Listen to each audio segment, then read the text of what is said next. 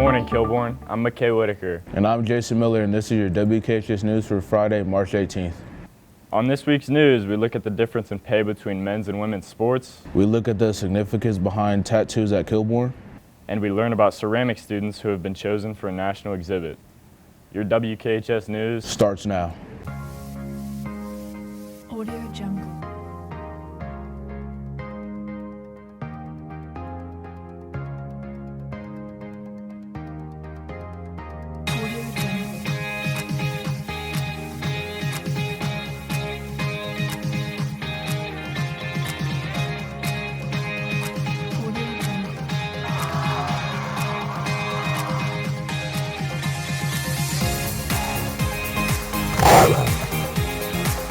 Good morning, Kilbourne. I'm Sammy Mendez. And I'm Owen Chilcote. Hey, have you heard the U.S. women's soccer team just fought and won for equal pay? As they should, I'm happy to hear that. Maya and Sienna investigate the pay difference between men and women athletes and how it's affecting our youth. Equal pay has always been difficult to achieve, but especially in sports. The U.S. women's national team just won a monumental case in achieving equal pay, but there is still room for growth. We talked to members around the Worthington community about their thoughts on budget inequality. I heard that recently the women's national team just now was offered to make as much as the men. I don't really know how significant it is because I feel like it's not talked about as much as we probably should, but I do know that it exists and that it's an issue. I think obviously since men have more fans in their sections, I think it makes sense to have a higher pay, but I think the big difference of the wages should be changed a lot because the women and men do the same amount of work in their off seasons and during their seasons, and even women's sports and women's teams perform better than the men in their divisions or conferences. I think that when we think of professional sports, a lot of the time we think of men about the most broadcasted sports, the ones that we see more, the ones that are most popular and make the most money. So I think that when young girls look on television and they always see football playing or the men's NBA playing, it's kind of hard for them to envision themselves in that place. But I think that as we work towards making that more normal and making women's sports more popular so that girls can see themselves in that place, it might be a little bit easier for that to become a reality in combination with their love for that sport. I think that it's stupid that guy sports gets more attention than girl sports. I think guy sports gets more money with shooting shirts and jerseys and equipment, and I think girls kind of get thrown to the side in hand-me-downs and stuff like that. I think that a lot of times the pay difference between men and women's sports is overlooked just because it's so entertainment oriented, and a lot of the time when we think about wage gap, it's in regular jobs that people have all the time. But I do think that it's making progress. I think that it's being more paid attention to recently. To lower the gap between men and women's sports, you can help by becoming familiar with female athletes, attending women's sports games, and encouraging young girls to play sports. This has been Sienna Phelps and Maya Bushi in WKHS News.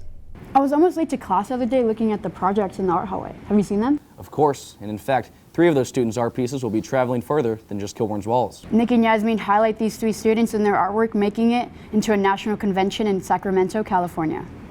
3 Kilbourne ceramic students' artwork was selected to be in a national exhibit in Sacramento, California. So I think over 800 people were entered, and only half of that maybe were actually selected for the show. And so your piece gets sent off to Sacramento, California for I think about a week in March. And it's basically out for display, and there's this conference where a bunch of people from around the world come, and you'll get your piece shown and everybody gets to see it.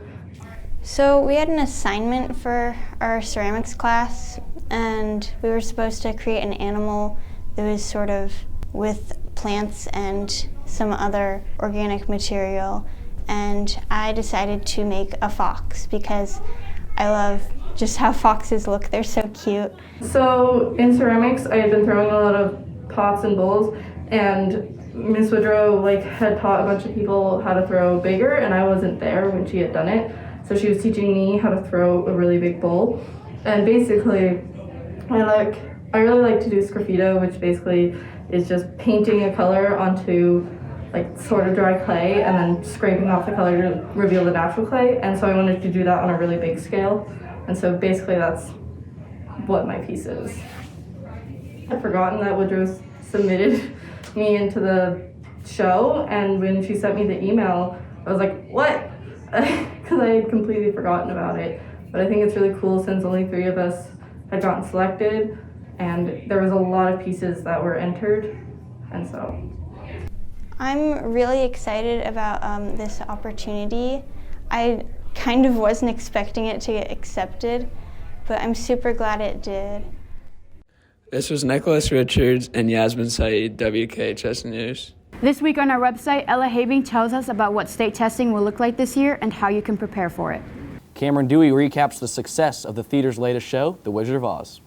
Addie Baird tells us theories and predictions on the new season of Stranger Things. You can find all this and more on our website, WKHSmedia.com. Hey Sam, you're going to be 18 soon, right? You want to get any tattoos? Yeah, I was thinking about getting some butterflies. That's awesome. Emmy and Mara go around the school talking to students and teachers about the meaning behind their tattoos.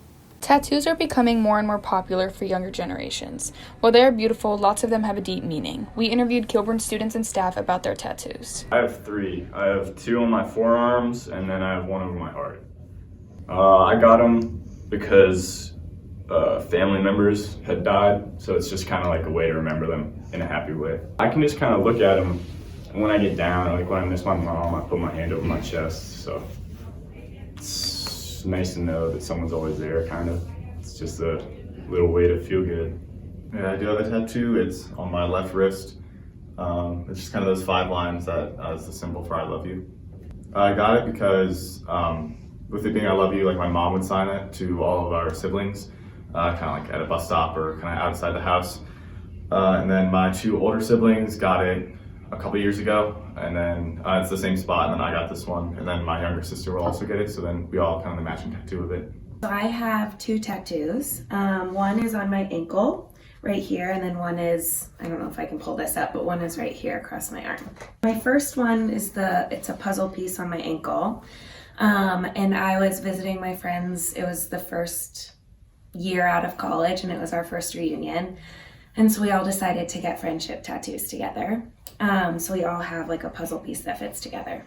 And then this one I got a few years later, and it was one that I had been planning for a really long time, and it's my favorite quote. It says, "Toward the sunshine." It's part of a Walt Whitman quote. So decided to get that because it means something to me. This has been Mara McGlone and Emmy Smolin, WKHS News. This has been your WKHS News. This weekend, boys and girls lacrosse compete, so make sure to wish them luck. And our boys baseball team hit the mound. Have a fun and safe weekend, Kilbourne. As always, keep it classy.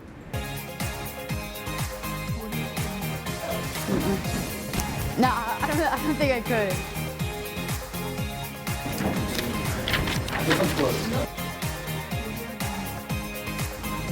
Perfect.